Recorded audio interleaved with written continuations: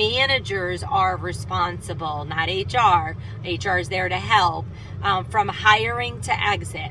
Please, please, please, I cannot stress this enough. I tried to stress it a lot yesterday, is take your time in the hiring department or the hiring process. I know we're all desperate. I know there's not enough people out there, and I know there's not enough experienced people, but if you can hire for, ethics and values and behavior, hopefully you can train for performance and maybe the knowledge, skills, and abilities. Some of you that are listening to today, that may not be an option because maybe your particular people need certain certifications or licenses.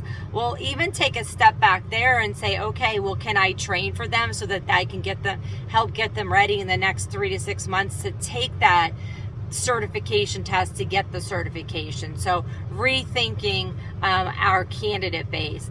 Managers have to hold themselves accountable for getting the right people in the door and then getting the wrong people out the door. Just be careful with that. We don't want to rush to getting rid of people because we don't want to be seen as a company or a department that has high turnover, because that gets out in the world, including your clients, and then you may have less business.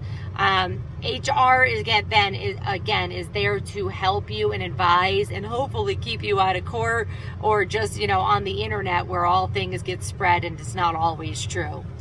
HR should, as the chart shows you, should definitely be communicating with you, and hopefully your organization has some kind of training programs on, hey managers, this is how we hire, this is how our processes are, that if you want to demote somebody or promote somebody or give them a raise or unfortunately let them go, these are the steps you have to take. If your company doesn't have that, be that person and ask that your HR department or whoever handles HR, hey, how are we going to get everybody consistent?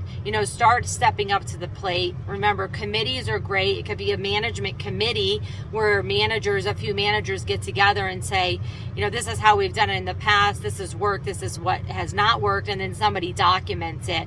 Again, Career Learning has a lot of training for managers if you are lacking training in your organization for anything that is seen on the screen here. A lot of laws have changed in the past couple of years during the worst time, at least in one of the worst times in my professional livelihood during the COVID era. Then we also had laws change, and we already had our hands to deal with a lot. Benefits are super important for managers to know too. You don't have to know them every single benefit. You just kind of need to know hey, we have an employee assistance program, and you know what? My employee is coming in late because they're having marital issues. How do I know that? Because they told me that in confidence and I didn't share that information.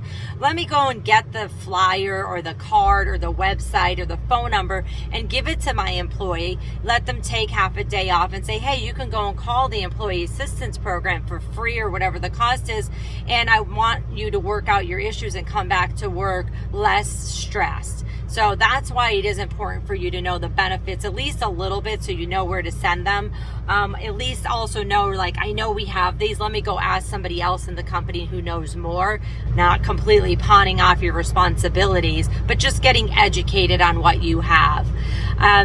Of course, we also want to make sure that, HR is there to support you as a manager and coach you and train you. So make sure you're friends with HR. I know a lot of people don't always like HR. I get it. I understand. We're the rule police. But a true HR professional is there to support and help the managers get on with their day and get their employees back on track